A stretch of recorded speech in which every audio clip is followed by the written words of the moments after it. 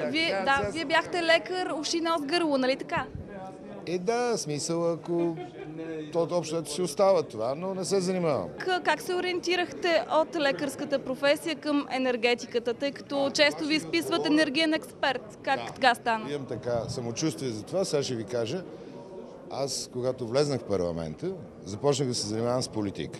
Мога да правиш политика в социална, в здравеопазване, в сигурност, но за да разбираш сигурността, икономическото, цялостното, националното развитие на страната, трябва да се занимаваш с енергетика, затова отделих време, образовах се, имам претенциите, че съм много добре образован в тази област, в различните аспекти и мога да бъда полезен с мненията си. Вие казахте, че сте се образовали как...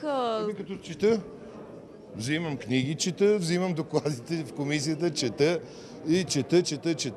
и се образовам и затова по отношение на ядрената енергетика, по отношение на други аспекти на енергетиката имам претенция, че имам много добри, стабилни познания. Там вече не сте записали нова специалност. Писал нова специалност. Живеем в толкова информативен свят, че човек, ако иска да се образова, има 1100 начина. Ако не желае, няма начин, дори да е записал специалност.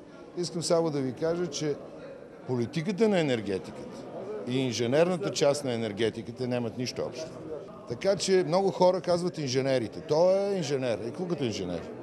Добре, тогава ми е любопитно, смисъл, след като казвате, че не е нужно да си инженер, обаче пък точно тия проблеми трябва да си учен, за да ги разбираш за шистовия газ. Как да се учи? Ами да разбираш наистина, да си 100% убеден.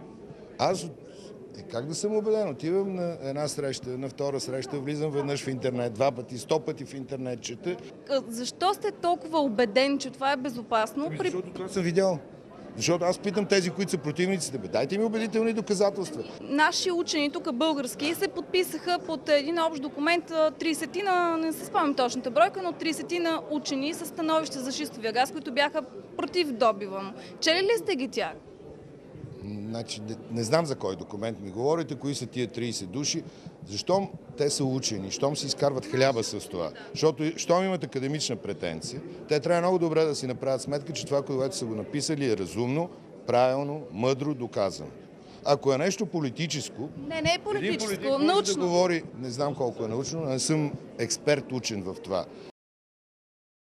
И се образовам и затова по отношение на ядрената енергетика, по отношение на други аспекти на енергетиката имам претенция, че имам много добри, стабилни познания. Вие бяхте лекар, уши, нос, гърло, нали така? Да, смисъл, ако то общото си остава това, но не се занимавам.